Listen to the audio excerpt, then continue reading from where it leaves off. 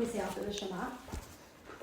And say, like, love your God and, like, put it on your doorposts and write it on your... That's the main paragraph of V'ahavta. What do we say right before the V'ahavta? Between the Shema and V'ahavta. Like, may his reign be forever and ever. Baruch Shem Kavod Malchus Olam Va'ad. Right, that may God's reign, rulership over the world be forever. Now, this is an interesting one, the Baruch Shem. The Gemara actually says that there are certain people who skipped straight from saying Shema to the V'ahavta because they were holding on a certain level. They were holding on a level where the Shema, where we're proclaiming there's literally nothing other than God, that they truly experienced that. So they were able to go straight from that, from proclaiming there's nothing other than God, and therefore I love God. I'm just going to explain this and we'll get to it. And then the Baruch Shem is saying, blessed is God's name. Okay, so not blessed necessarily is God blesses God's name. Malchusai, his kingship. So God is a king. L'olam va'ad, forever. That God rules forever. This is what's called the lower level of God's unity, where we don't look around and see everything as God, but rather we look around and we see everything comes from God. God is in charge of everything. And that's actually a more relatable meditation for the average person, right? Now we do both, because we strive and we want to get to the level that's called Yichudei Ilah, truly believing in the ultimate unity of God, that there is literally nothing other than God. That's why we cover our eyes. There's nothing other than God. It's all Him. When we open our eyes, now, there's a difference in Nusach. Ashkenazim, I'm pretty sure, maybe not everybody, but cover their eyes also for the Baruch Shem. Anyone grew up with the Ashkenazi? The way, yeah? And you covered your eyes also for the Baruch Shem? No, uncovered. Okay. So where I grew up, they covered also for the Baruch Shem. So it's interesting. But it's possible that it's not everybody. But the Chabad approach specifically uncovers your eyes for the Baruch Shem because it's now representing a lower unity of God, saying, I see that there's separateness. I see that God has a name. It's not God, it's God's name. It's His expression in the world. And God, as He's a ruler, Malchusa, as a king. And I see that there's a world that looks independent from God, but I am proclaiming that God is in charge of this world, that God is the king over this world. That's considered like a more, I'll use the term, relatable meditation, one that we can actually internalize. And once we've accessed both of these levels, of the upper unity of God, the lower unity of God, we can go into the V'ahavta, say, okay, God is in charge of the world, or God is the world, right? Both, right? Now I can go into talking about my relationship with Him. But in order to get to this place where we feel that we're ready for this, our godly soul is always ready. Like, just turn it on, it's ready to go, right? It's ready to express its love for God. The animal soul needs meditations and processes. It needs work. It needs work to be able to direct that. And that's what we're going to read about here, the blessings beforehand. I learned that Baruch Shem was added by the rabbis after the fall of the Second Temple, when we had kind of fallen from such a point of connectivity to Hashem and had experienced being ruled over by a human. And so it was a reminder to us that these humans aren't our true kings. Oh wow, that's so interesting. And that Hashem is always going to be our Hashem is our real ruler. Yeah, but it's not a Torah mitzvah to say that part. It's a rabbinical. Correct. Yes, that's right. That's right. And that's why there it adds in the Gemara that there were those who didn't need to say that because they were holding on that higher level of unity. They were able to go straight in. Mm-hmm. Yeah. Could you repeat the phrase you said in Yehuda? Yes. I'm happy to write on the board. It's Aramaic, so I hope that I'm getting these are also good terms that come up all over Chassidus. And the analogy very often brought is these two levels in the Shema. So there's Yichudei Ilah. Oh yeah, I really hope I'm going to spell this right though. But it means, because I know that it probably has an aleph at the end, but maybe it says it in the Maimar. No, I don't think it does. Yeah. Okay, I'm going to write it for you, and you're going to have to just excuse the spelling, okay? Yehuda. Okay, this I'm pretty sure I spelled right, the Ilah part, but Yehuda might be with an aleph, which means the higher level of unity. Yichud means unity, oneness, like echad, and yachid specifically, like the one and only. And ilah means the higher level. And then yichud tata, and that's the Shema. That's why we cover our eyes, because there's nothing else exists. and there's Yehuda Tata. I know these parts are spelled right. That means Tata means the lower, and that's the Baruch Shem, the lower level of God's unity. Is Yehuda related at all to the laws of, like, to the word Yichud? Yes. Which Yichud means like solitude, one, and you're not allowed to be alone. It's like God is one and only, He's alone. Yichud means the laws of aloneness. Who can you be alone with and who not? Yes. Interesting. Correct. Okay, you guys ready to read inside? Let's do it. They said the purpose of the descent into the world of the godly soul is to refine the animal soul. And how does it do this? By working together with the animal soul to contemplate on the oneness of God in the Shema. The Al Yadeh, and also not only the blessing of the Shema, but also through the Ahavta. That he can get to this level of loving God, B'chol Levavcha, with both of his souls, B'shnei Yitzarecha, with both of his inclinations, the inclination of the divine soul and the inclination of the animal soul. But how do we get to such a level where the animal soul, which, right, is the zebra that doesn't want to look up and see the sunset, it cares about short-sighted, selfish things. How do we get the animal soul to be on board to care about things that it can't see, can't taste, can't touch, can't understand necessarily fully, and when it doesn't care about transcendent things? The answer is because of the blessings of the Krishma beforehand. Kodem Krishma, before we get to this level of Krishma in our prayer, Tiknu Chachamim, our sages established, Shtayim lefaneh, two blessings that we say before the Shema. L'kiyum ha-kriyat, in order to have a proper fulfillment of the obligation for the Kriyat Shema. Ki Efshar, because it's impossible. Lahachnia, to subdue. V'lichbosh, and to conquer. Et ruach hanefesh habami, the spirit of the animal soul. Tachat b'mishelet hanefesh elokit, under the rulership of the godly soul. Ki'im, unless al yadei shorsha shel hanefesh habahamit, you remind the animal soul of where it comes from. And we mentioned this earlier, that if you really want, this is really a lesson, if you really want to change something, you first need to know where that behavior comes from, right? If you want to help another person change, you need to know where that person comes from. And, to what extent are you going to focus on the past? That's a different question. But it's very necessary to know, so to go forward, not to go backwards, but to know where you come from, right? Because that gives you context. That gives you, and in this case, the context that we're giving to the change we want to see in the animal soul is you come from a place where everything that you feel right now, all of that passion, all of that love, all of that lust, right, which, gets misdirected, that was all for God originally. That is where it all started out from. And therefore, that means that you can go back to that place. It's not this impossible new creation, yesh ma'ayin, something from nothing that we're creating now. Or we're taking an animal and saying, be in love with God. We're taking an animal that comes from being one with God originally, and we're just redirecting it back to that place. Shemakor chotzva, what's the source of where the animal soul was taken from? Humichayos hakodesh habemerkava. Remember we spoke about the Merkava? It's from the holy angels on the Merkava, which have the different faces of different animals. Pnei Aryeh, Pnei Shar, and Pnei Nesher. The face of the lion, the face of the ox, and the face of the eagle. And Chayos literally means lively creatures, which these are lively angels, which then descended into being the animal soul. And animals as well, by the way. Physical animals are also sourced from a spiritual place. So we're in this context talking about the animal within us. The reason for this, the reason for why we need to be forced to Krishma to meditate and think about the angels is Ein hadinin nimtokin ela b'sharsha. This I was sure that this was brought in the Gemara, but I see it's not.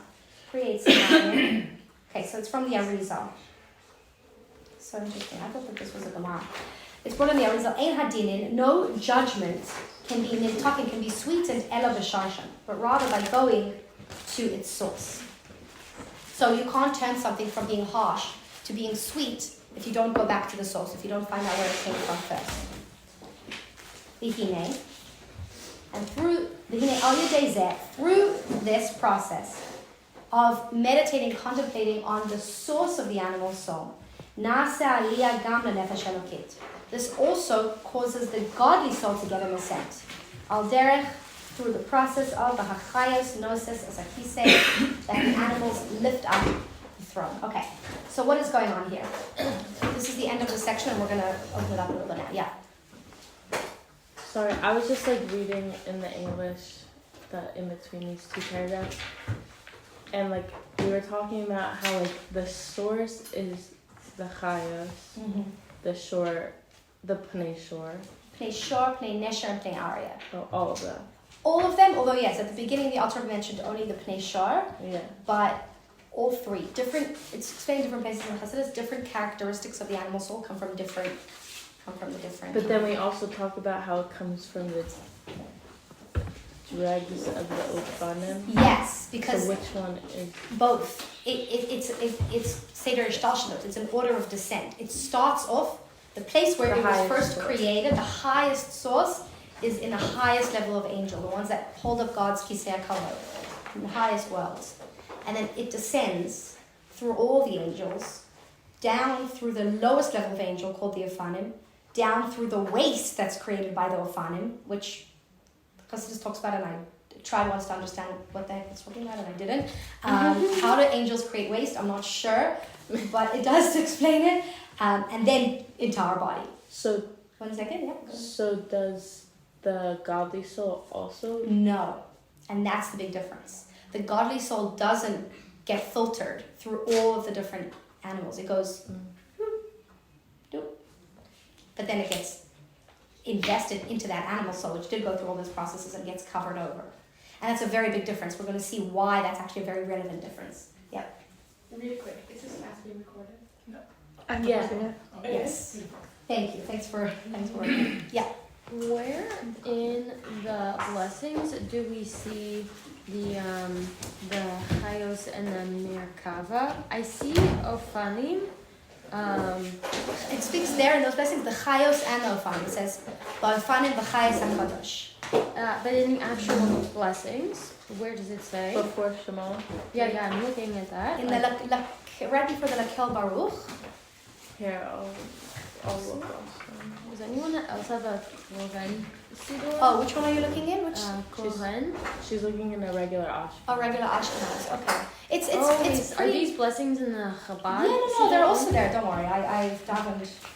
I grew up in a school. I went to a school for a while that was Ashkenaz, and they also have this. And like here, let me see it. Yeah. It's in right before the Lakel Baruch, the Ha'ofanim, the Chayos HaKodesh. Let me see here quickly. Right here. The Ha'ofanim, the Chayos HaKodesh. For Rosh Kodem Nasi. Sorry. Got it? I'm looking at the. No worries. So the chayos. So this is the chayos that's brought are a higher level of angels, the ones that are found in Bria, the world of Bria. The Ofanim are a lower level of angels found in the world of Yitzira. The chayos are more intellectual. They understand God, so they serve Him through their understanding of Him. The Ofanim are emotional. They feel things for God. They don't know why. That's why they're called Ofanim. Their wheels, they're just chaotic, but they're very passionate. And so the animal soul gets filtered down through the Ofanim, the passionate angels, and then the waste of the Ofanim, and then down into our body. So basically, the idea is that it gets covered over. That love and passion that it started off in its source as being for God, got covered over and covered over and covered over to the point that by the time we experience our animal soul, even though that's where it comes from, we only experience the passion, but not towards God, right? The goal and the purpose for that passion has been covered over and lost in the process of it descending. The godly soul didn't go through that process, and therefore it's still in love with God. It still knows its purpose for its passion, and it doesn't serve God in the same passionate way, which is why it says here,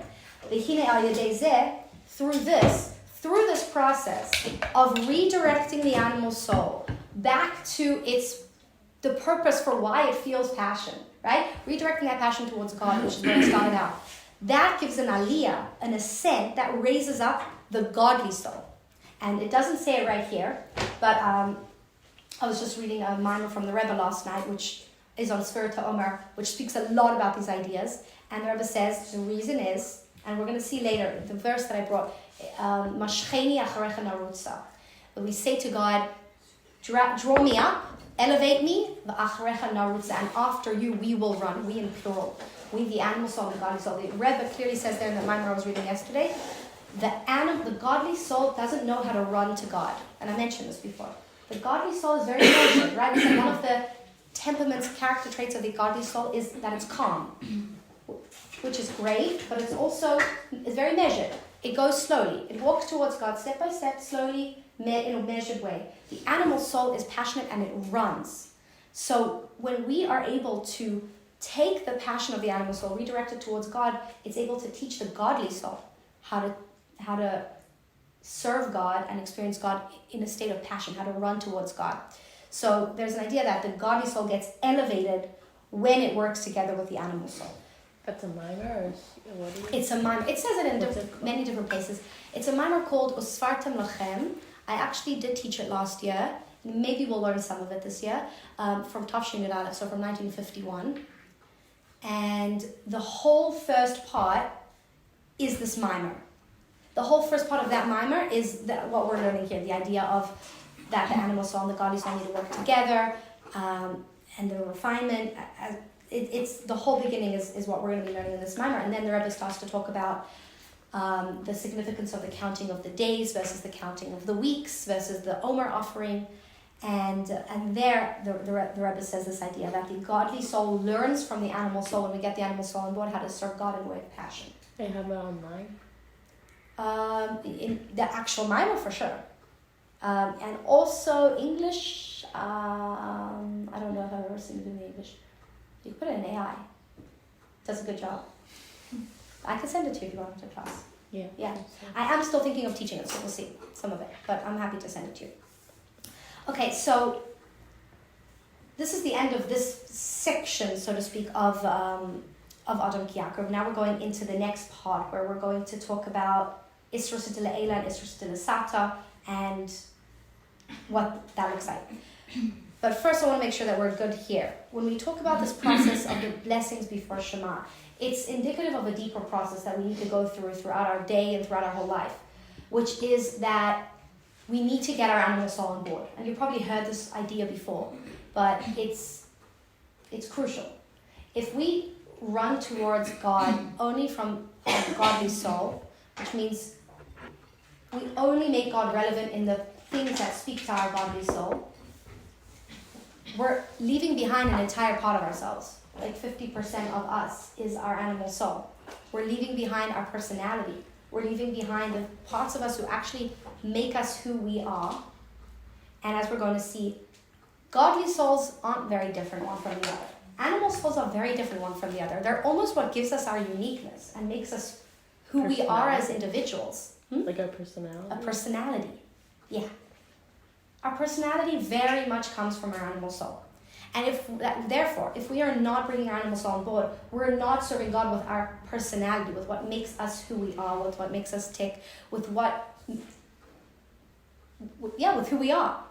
And so what ends up happening then is that it's not sustainable. We feel like we put on a costume almost, like we put on a suit that doesn't fit doesn't fit us. And then we're showing up that way in the world, and it might seem fun for a little bit, but at some point that's going to crash down. Because how long can you live what feels like to you a lie? And so the Alter is going to go back and talk about what does that look like to communicate with your animal soul, to bring it on board. But step number one is knowing where it comes from, which means not seeing it as evil. Okay? And this is a very, very big difference between how Chassidus, so to speak, relates to this concept of an animal soul versus the world without Chassidus, where there is no concept of animal soul. It's just a Yetzer Hara and a Yetzer Tov, an evil inclination and a good inclination. Evil inclination means it's evil. It needs to be squashed. It needs to be pushed aside. And my daughter goes to a Beis Yaakov school, so it's very interesting to see how these ideas are instilled young, and there's a huge advantage to that. Learning that there's parts of you that that just because you feel them doesn't mean that they're correct, right? And learning how to put that aside. And she's very she always tells me about the Yetzer Hara and the Yetzer Tov. How old is she? She's turning 5, Mosia. And at the same time, I'm noticing that there really is this difference. The Yetzer Hara is bad. It's bad, which means squash it, kill it, get rid of it, put it aside, throw it in the trash. Even though it's a part of, it's in you, it's something that shows up and bubbles up, throw it away. The animal soul, in this meditation before the Shema, is reminding us the animal soul is good, is inherently good. Not only good, is holy, and is the Chayos HaKodesh, they're called. The holy angels. The highest level of angels that possibly exist are the angels that hold up the Merkava. The highest angels of each world are those angels. And that's where our animal soul comes from. So to remind ourselves that what we're dealing with here is good, even if the way it's expressing itself in the moment is through what we could call the evil inclination, is in a non-productive way. That doesn't mean that we have to just cut off the whole thing. Okay? And it's very, very important to, when we take a look at ourselves, we do this work where Sfira to Omer is literally that time. It's to take a look at our animal soul. Not to experience the highs of our godly soul that we had on Pesach, but to now take that high and that inspiration we got from Pesach and to look at our personality. That's what it is. Look at our personality. And there's going to be parts that we don't like. And not to say, okay, throwing that out. Saying, where did that come from? And how is that useful? And how can that be redirected? It's a completely different way of looking at changing ourselves and working on ourselves. And my opinion is that it's important because we don't want to feel like we're leaving behind that which actually makes us who we are. We need to bring that on board. And it's very hard work. It's much easier to say, all that stuff, I'm just thrown out. I'm just focusing on the godly soul, which likes to learn, and which likes to, just doing all the godly soul things that are exciting for me. All those things that are drawing me and taking me to those places, I'm just going to ignore them. I'm just going to pretend that they're not there. I'm going to squash them. It's easier to do that. It is. It's much harder to say, hello, let's take a look at you. Let's get to know you. Where do you come from? How can we make you productive? And how can we work with you? It's harder work, but that's what we're going into the next section, talking about Isrusa de la Sata versus Isrusa de la Eila. Isrusa de la Sata means an arousal and awakening from below. Isrusa de la Sata means the physical limited work that we put in our service of God. And that's talking about the work that we do with our animal soul. When we work together with our animal soul to actually make change in ourselves, that's called an Isrusa de la Sata. An effort that we made, a bid. Have you heard of bids for connection in like relationships? Mm-hmm. Yeah? It's like those small like ropes that we throw to each other, right? So like if you're out with your friend and you say, oh look, isn't that a pretty sunset? And they're just like, they just ignore you, right? And then it works better like maybe in more romantic relations, but this is true with friends as well. If you're like, oh, by the way, like, that was really cool what that teacher said in class, and your friend just like ignores you. That's getting rid of a bid for connection. A bid for connection is like throwing a little tiny rope to the other person saying, I'm making an effort here, I want to have a conversation, I want to have a connection, I want to have a relationship. And so it's just all those bids for connection that we make towards God, those little efforts that we make. And those efforts are very small because we're very small people. Our problems in comparison to the universe and to God who's dealing with the whole world are small. But it's those things, it's the iskafia that we spoke about yesterday, that iskafia, that bending, and that ishapcha, that transformation. That's called Isrusa de la Sata. It's a limited effort that we make down here that, as we're going to see, that initiates in Isrusa de la Eila. So that's what we're going to talk about now, that dynamic of God making his bid for connection to us versus us making our bids for connection to God. And what's important in going into this next section is to take what we've learned, that bid for connection that we make has to include the animal soul.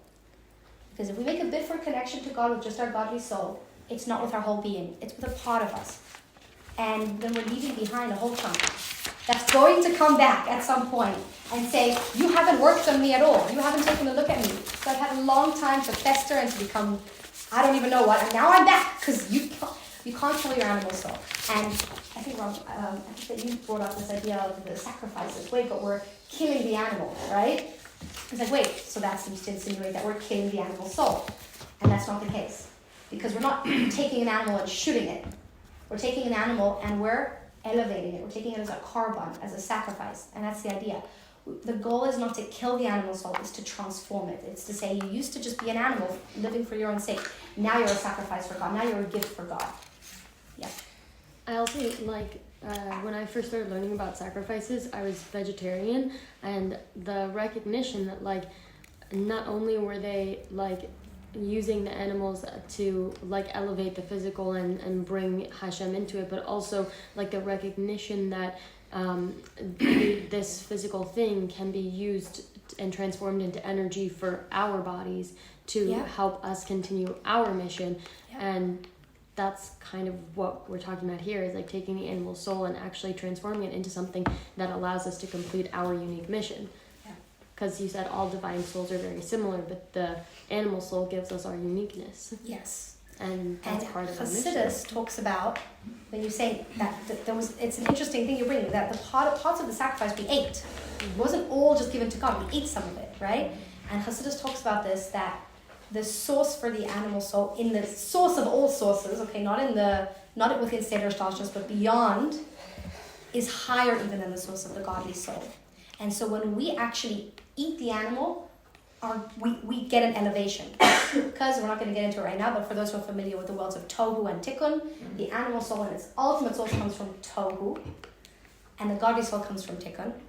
And so Tohu is higher. When we actually... Is Tohu related to purity? No, that's Tahar. Tahar means purity. Okay. So we've spoken about Tohu and Tikkun, and I think we're going to definitely come across it again. The concepts come up a lot. But the idea is that there's that the animal soul, in its source of all sources, not within Seder Ishtashlut, where we're talking about right now, but in a higher place, is sourced from a higher place. All physicality is. And therefore, when we actually eat the animal of the sacrifice, our godly soul gets elevated. It gets the sparks of Tohu, and it gets elevated. And what does that mean? What does that mean also practically? That what does it mean to eat the animal? When we take the animal and we turn it into something productive and we redirect it towards God, so we take the parts of our personality, maybe that we don't like, that don't seem to be conducive, and we work on ourselves, we chip away slowly at the negative elements of it, and we redirect it towards the positive, we're eating the animal. What does that mean? The godly soul is getting elevated as well. The godly soul's purpose for why it's here is becoming fulfilled and realized. That's the reason why the godly soul left its beautiful place in heaven, in Gan Eden, and came down here. To work together with the animal soul so that the animal soul can become redirected to its source, to its passion for God, and then both get elevated. As the Alter Rebbe says here, V'alderech v'hachayos noses es hakisei. The godly soul comes from the Adam Ha'elyon that sits above the throne. That's where it's sourced. And who lifts up the throne? The 4 angels. They lift up. What does that mean? That when you actually elevate your animal soul, it lifts up your godly soul to a higher place. Okay? That makes sense? This part of it. Technically, we could sit for a week and talk about what does that mean to speak to your animal soul and to make it relevant. And we're going to get back to it when the Alter was going to tell us the difference between the sheep sacrifices, between the oxen sacrifices. We have different animal souls and we work with them in different ways. You said somewhere earlier that if we ignore our animal soul, we're forgetting 50% of ourselves. Is it strictly 50%? No. As you were saying, I'm like, don't quote me on that. We have two. It's 100% and 100%. Of course. Okay. Because each one, which classic. Good classic, right? Yeah. Like Brene Brown when she says, well, marriage isn't 50-50. It's 100-100. Right. Okay. It's okay. Great. They're 2 full whole souls. We have 2 100% souls. Okay. But I guess 2 100% is 200% and then 100. Right. So both make up who we are, but Can we think of it as 2 infinities? Yes, because there's an element of both that is beyond being defined. So you could, but I don't know if that's helpful in terms of practically. But definitely the things that make up our personality are the godly soul being channeled through the animal soul. Okay, so it's both. It's not like, okay, the godly soul is not involved in our personality, but it's the godly soul that's being channeled and expressed through the animal soul. That filter of how your personality how your godly soul is going to be expressed versus how yours is filtered through the animal soul. And this is how I've understood it. And I could be wrong on this, but how I've understood is that our godly souls are very similar, and our animal souls are where the difference are. So, And then, and we're saying like, Yetzer Hara is not strictly your animal soul, but can your godly soul perform it, like have Yetzer Hara? Or can that only come from your yeah, animal your soul? animal soul has the Yetzer Hara and has the Yetzer Tov. Okay. Okay? And godly soul has neither. The godly soul it doesn't have doesn't have an evil inclination. And it's something that I wanted to actually, it was one of my goals of like speaking to different people to find out is like, how would we really define the difference between Yetzer Hara, Yetzer Tov, and animal soul and godly soul? Because they're from two different places. Animal soul, godly soul comes from Kabbalah. Yetzer Tov, Yetzer Hara comes from the Gemara, spoken about. And then they're used interchangeably, but they're not really. The way I understand it, and again, this is my understanding, the animal soul has the Yetzer Hara and the Yetzer Tov. And we want to direct the animal soul towards its good inclination and away from its bad inclination. That's just the way I understand it. Could we describe it as the inclination to connect or disconnect from Hashem? Yes, you could. So rather than like, oh, it's evil, like the Yetzer Hara is such a bad thing, it's like the whole universe has this aspect of connection and disconnection, and disconnection causes pain and suffering, and connection is love and joy and being at one with Hashem. But like the inclination to disconnect is not necessarily bad and evil. Like you can't spend all of your time in a state of like euphoria. It's overwhelming. Bless you. Bless you. You could definitely see it that way. Because a lot of the things which we would call the Yetzer Hara aren't the way we understand evil in the world, right? The way we understand evil is very often very different than what we would say, oh, that's the Yetzer Hara. So, yes, there's a difference between evil and then that, absolutely. What we're going to go into tomorrow, as I mentioned, is the difference between Isrosa de la Eila and Isrosa de la Sata, okay? Now, these are, again, terms that are Kabbalistic. As you'll see, it ends with an aleph. If you look on the top of page 10, both of the words, Isrosa ends with an aleph, the Sata are right on the board. These are Aramaic terms. These are Kabbalistic terms that come up also a lot in Chassidus. So we're going to want to understand them, and then we'll see them in this context. Because really, this mimer, what it comes down to, is Isrosa de la Sata, Isrosa de la Eila. So I'm going to write on the board, Arusa de la Sata. Notice that this is the same word, just because they're right here. Yechoda Tata, Isrosa de la Sata. Tata means lower. Okay? From down below, from below. These are Aramaic? Yes. It also comes Hebrew, like Lamala, Lamata. Yeah, well, Aramaic and Hebrew are very similar. But this is Tata, not like Tachat or Mata is with a test, right? Yeah, so yeah. Oh, never mind. Yeah, so, but yeah, the sound is definitely very similar. And then Isrosa.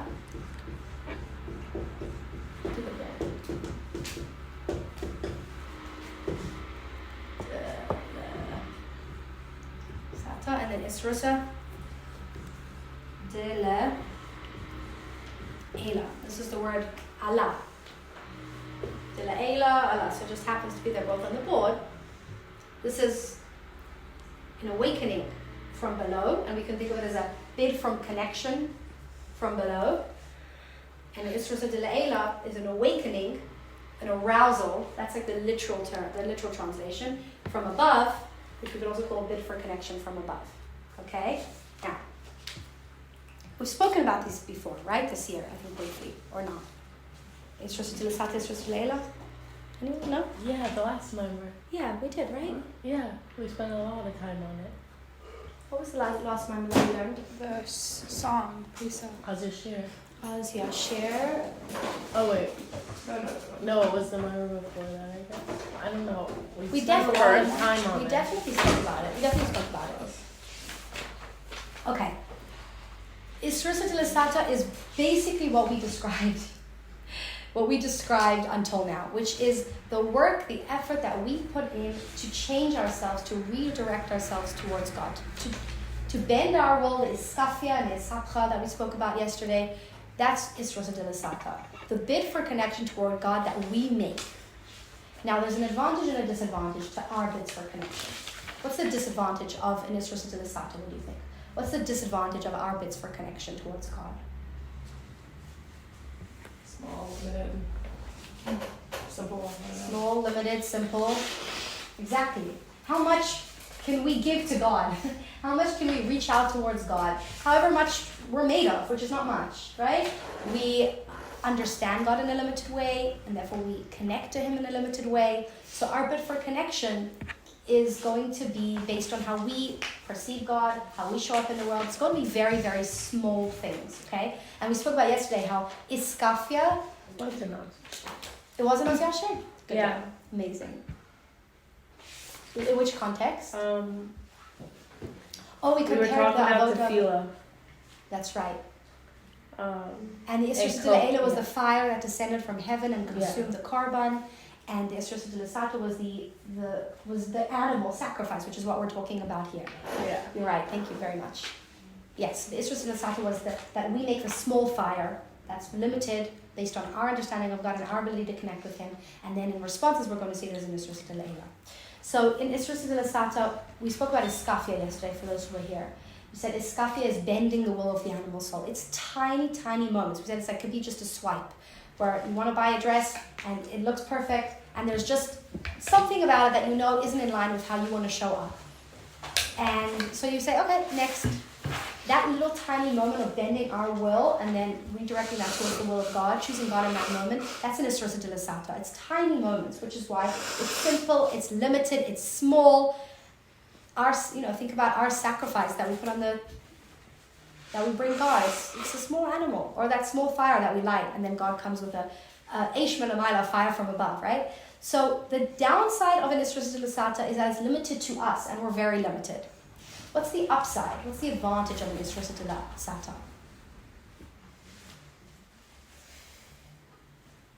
The bid for connection that comes from us and our effort. Authenticity or something? Mm-hmm. Authenticity? Authenticity. I mean, like, Hashem's always wanting to connect, so it's like, making the effort to make that connection from below is more meaningful in a way, because the other way is just constant. Okay, interesting. Maybe, I don't know. So God constantly...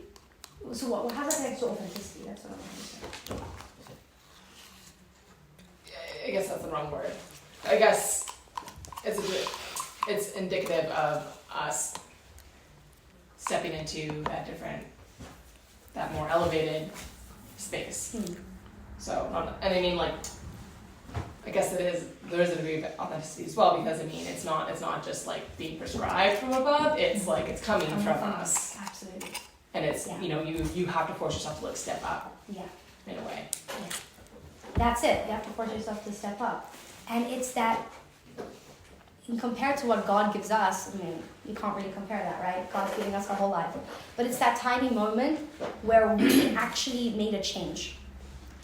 We made a dent in the animal, so we made a change. And when we earn something, when we put the effort in and the work in from our end, it's much more valuable than anything that we can possibly get for free, as we're going to talk about. And Isrosa de Le'ela, as you said, God's constantly giving it to us. Not necessarily Isrosa de Le'ela, but God is giving us life all the time. And Isrosa de Le'ela is something that we get for free, as we're going to see. And Isrosa de Le'ela is a bid for connection that God makes towards us that we didn't earn. He says, I want to connect with you, so I'm going to make you inspired for today. While you're davening today, I'm going to just make you feel excited. Because I want you to be connected to me, so I'm making a bid for connection. A bid for connection that comes from God in Isrosa de Le'ela has an advantage and a disadvantage. The advantage is that it comes from God, which is, therefore, it's more powerful. It's more infinite. It's more spiritual. And the downside is that we didn't earn it. And therefore, and because of that, it can come and it can go, and we won't have changed. And Isrosa de Le'ela is where actual, lasting, real, precious change comes from. And as we mentioned, we value that which we earned and worked hard for way, way more than that which we were given for free. Even if the thing we worked hard for is much less than the thing that we were given for free. Wait, say that again? We value what we earned much more than things that we were given for free, right? Think about the first, money that you started to earn, how precious that was to you. Even though it was, your parents were probably laughing at you. It was probably so little money, but you earned it. It's something about that. It's so much more precious than somebody coming, even if they gave you 10 times the amount and just gave it to you for free. The truth is that we spend a lot of our time fantasizing, and I mentioned this before, about getting things for free, because we see it as the easy way out, but it's not what's going to actually take us to the next level. We're still going to remain on the same level. And as the Alter is going to talk about in the context of leaving Egypt, Pesach is called Passover because we passed over, we leapt. God schlepped us out of Egypt, not in a way that we earned. And therefore, the moment we left, we were like, wait, we should go back. What are we doing here? What were you thinking, God? What were we thinking, right? Because we hadn't changed. God gave us things for free, He gave us miracles, He gave us redemption, and then we start to count the Omer. The Omer is the Isra L'Sata. The Omer says, now I'm going to put in that small effort, but that real effort to change myself, even slightly. When I change myself, that's more precious than God transforming me completely, because it's what lasts.